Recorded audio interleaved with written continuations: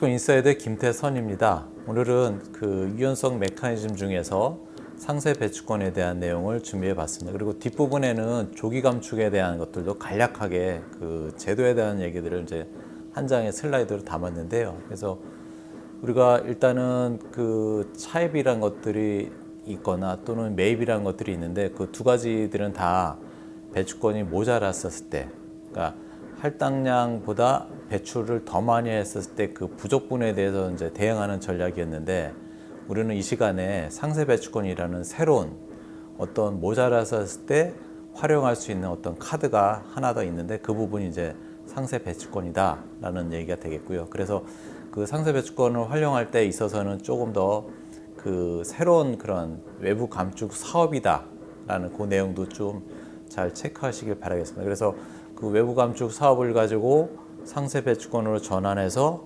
부족분을 이해하는 그런 그 로직이 되겠거든요. 그래서 그 부분에 대한 얘기를 우리는 이 시간에 준비하도록 하겠습니다.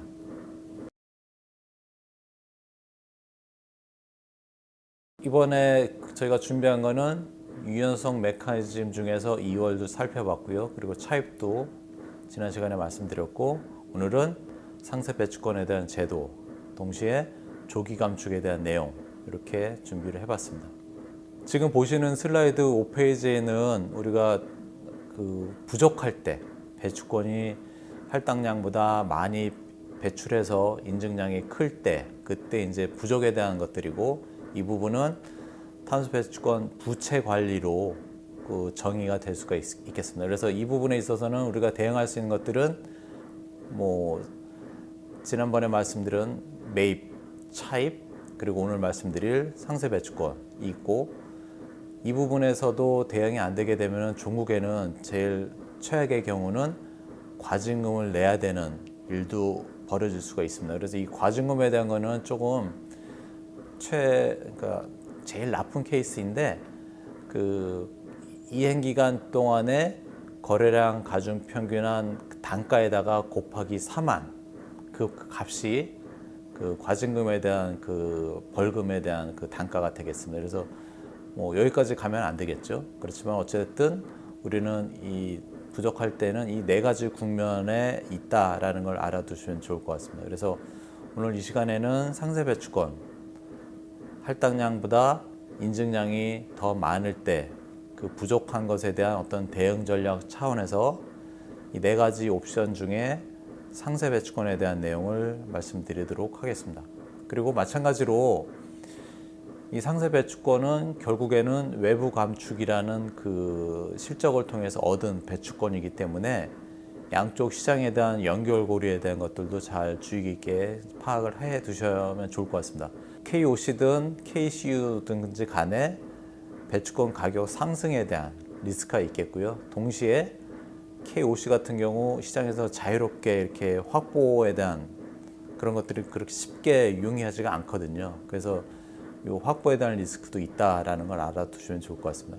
그리고 하나 더 주의 깊게 좀 바라보셔야 될 거는 다른 배추권 KAU, KCU, KOC 이렇게 세 가지가 이제 우리나라 대한민국 시장에 있는데, 이 세 가지 중에서 KOC 가격이 상당히 좀 높게 형성이 돼 있습니다. 왜냐하면 그 부분은 이제 KOC 같은 경우에는 보유 한도에 대한 제한도 상대적으로 없고요.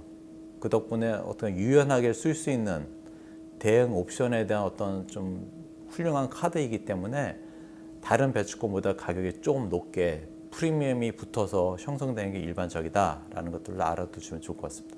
상세 배추권에 대한 제도는 이렇게 부족할 때 상세 배추권을 이용할 수 있다라는 것 하고, 그리고 외부 감축 실적인 KOC를 KCU 상세 배추권으로 전환해서 제출할 수 있다라는 것들, 이런 것들이 이제 가장 키가 되는 얘기가 되겠고요. 그리고 이행 기간마다 그 상세 배추권에 대한 이용 한도가 따로 설정이 돼 있다라는 것들도 잘 체크하셔서 그 이행하는 데 있어서 도움이 됐으면 하는 바람이 되겠고요. 외부 감축 실적하고 상세 배추권하고 그리고 할당 배추권이 이렇게 연결이 돼 있다라는 차원에서 이 7페이지 슬라이드를 마련했고요.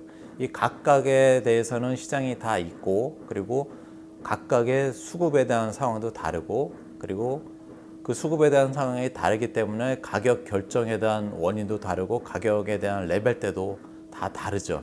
그래서 그 시장에서는 요 각각에 대한 것들이 호가가 되어 있다. 매일같이 이제 호가가 되어 있습니다. 그런데 하나 주의 깊게 바라봐야 될 거는 요 KOC하고 KCU 간에는 서로 그 어떤 연결고리가 상당히 밀접하죠. 그래서 그 각각에 대해서 시장에 대한 것들을 따로따로 잘 분석을 하셔서 적정한 가격도 잘 수급에 대한 상황도 이제 면밀히 분석하셔서 체크를 해야 되는 그런 내용이 안에 있습니다.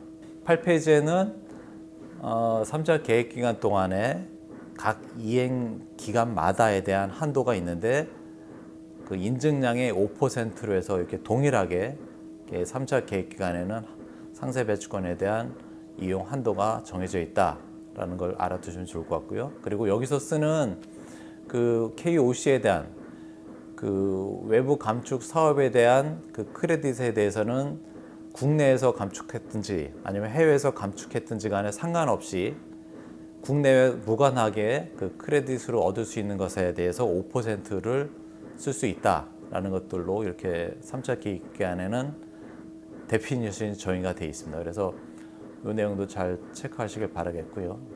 지금 보시는 슬라이드는 저희가 대응할 수 있는 상세 배치권을 이용해서 대응할 수 있는 내용들을 정리해 봤는데, 만약에 21년도 할당량이 40만 톤이고 인증량이 50만 톤이다 이랬을 때 이제 부족분이 10만 톤이 되죠. 그래서 10만 톤에 대해서 우리가 상세 배치권을 이용한다 라고 했었을 때 인증량의 5%이기 때문에 50만 톤의 5%이기 때문에 2.5만 톤을 상세 배치권을 쓸 수 있겠고, 나머지 좀 모자라는 거는 차입을 통해서 다음에 할당받은 차입을 통해서 이제 대응하겠다라고 했었을 때는 차입에 대한 한도도 지난 시간에 말씀드렸다시피 인증량의 15%이기 때문에 7.5만 톤 해서 2.5만 톤하고 7.5만 톤 두 개 더하면 10만 톤이 되죠. 그로 인해서 과부족이 0이 되는 그런 상황이죠. 그래서 이 모자랐을 때 대응할 수 있는 전략을 상세 배치권하고